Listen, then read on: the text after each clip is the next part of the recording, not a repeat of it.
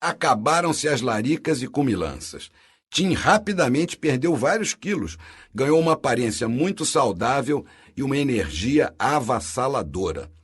Com 32 anos, sem fumar nem beber, comendo peixe, frango e saladas, acordando e dormindo cedo, os reflexos na sua voz foram imediatos. Um fôlego e uma potência, uma clareza e uma riqueza de timbres que saltavam aos ouvidos. Estava cantando como nunca e com grande disposição para terminar de gravar os seus 2 discos, que teriam o título de Racional Superior 1 e 2.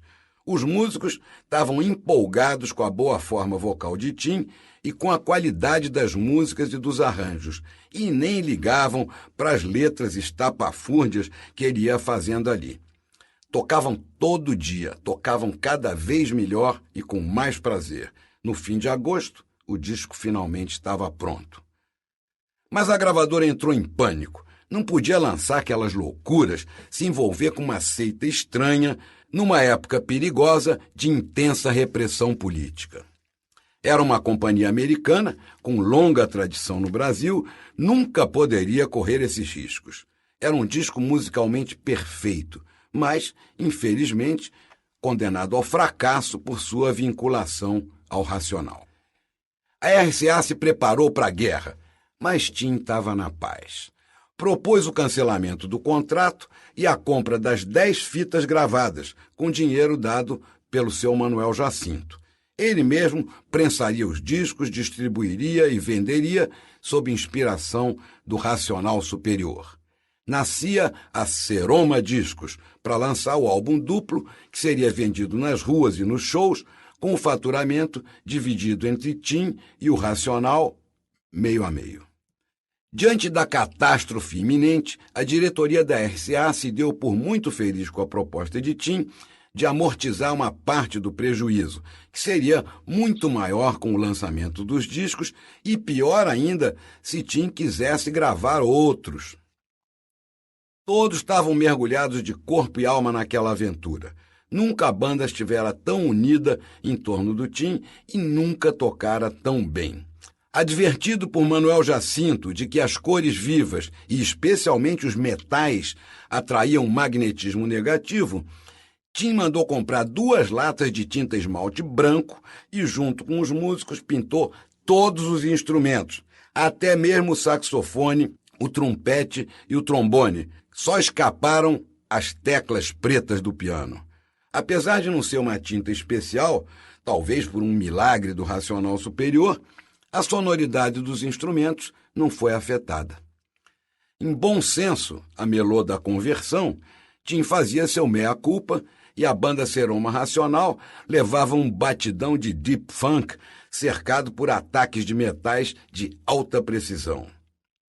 No gospel funk Rational Culture, Tim encarnava um reverendo americano com um perfeito sotaque do Harlem, conclamando os fiéis magnetizados a read the book.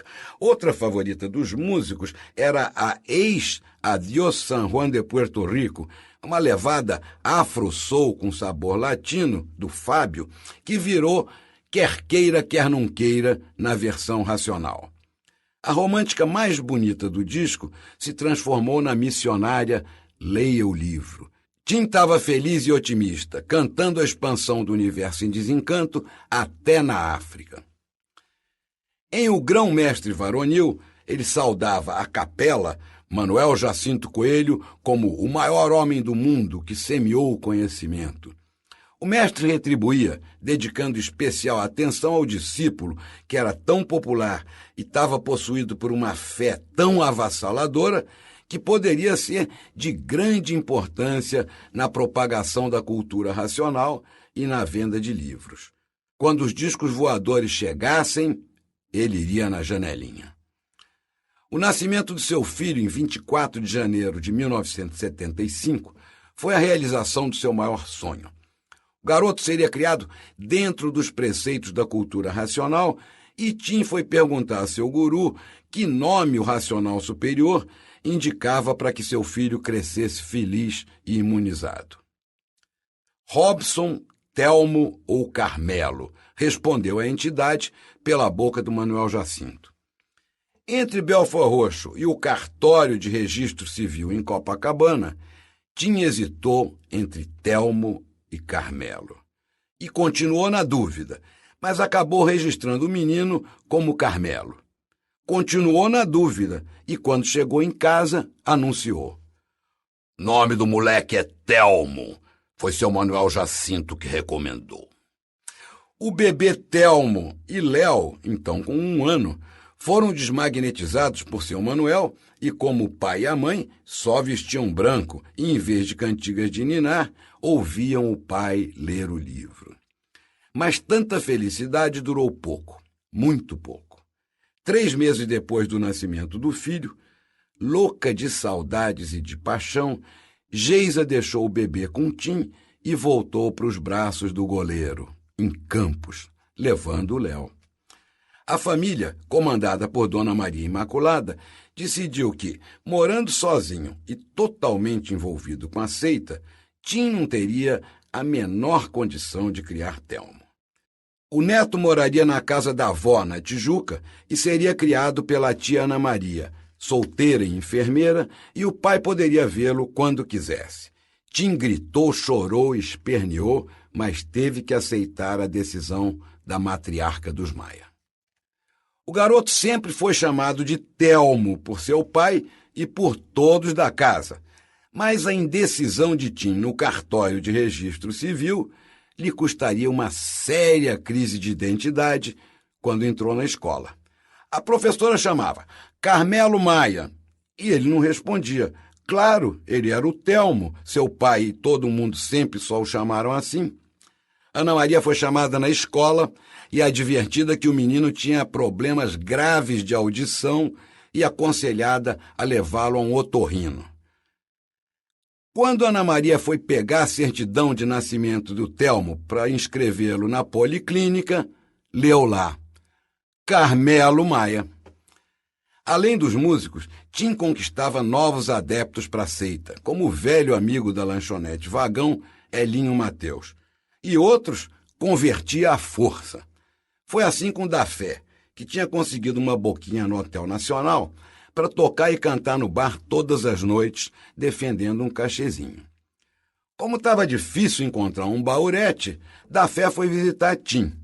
Mas logo que saiu do elevador, sentiu que havia algo de estranho, muito estranho no ar, além do forte cheiro de incenso. A porta estava aberta e havia uma grande movimentação de pessoas vestidas de branco. Dafé pensou que estava entrando num centro espírita.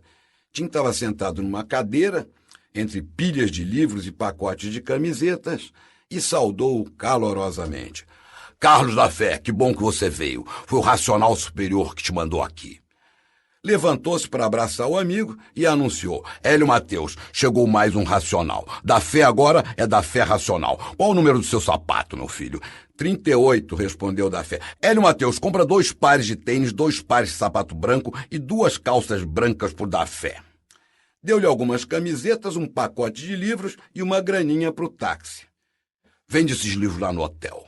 Depois volta aqui que eu vou te levar para conhecer o homem. E leia o livro.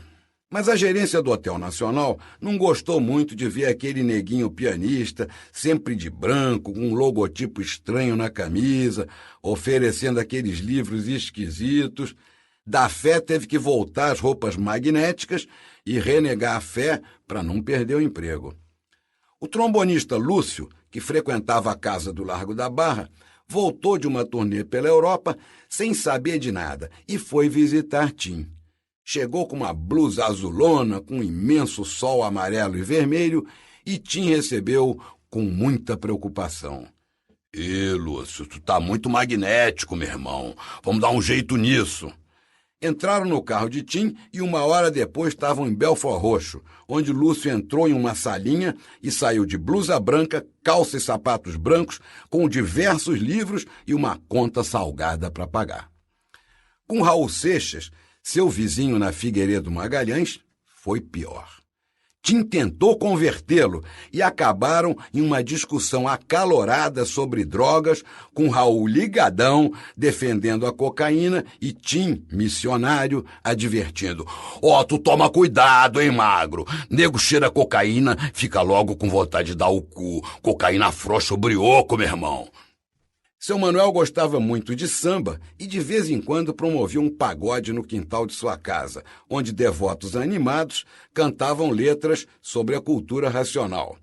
Com os dedos trêmulos pelo início do mal de Parkinson, o mestre não podia mais tocar, mas adorava cantar acompanhado pelo violão de Tim, o pandeiro de Jackson e o bandolim de Luperce, um dos maiores trios da história da música brasileira, em louvor do racional superior.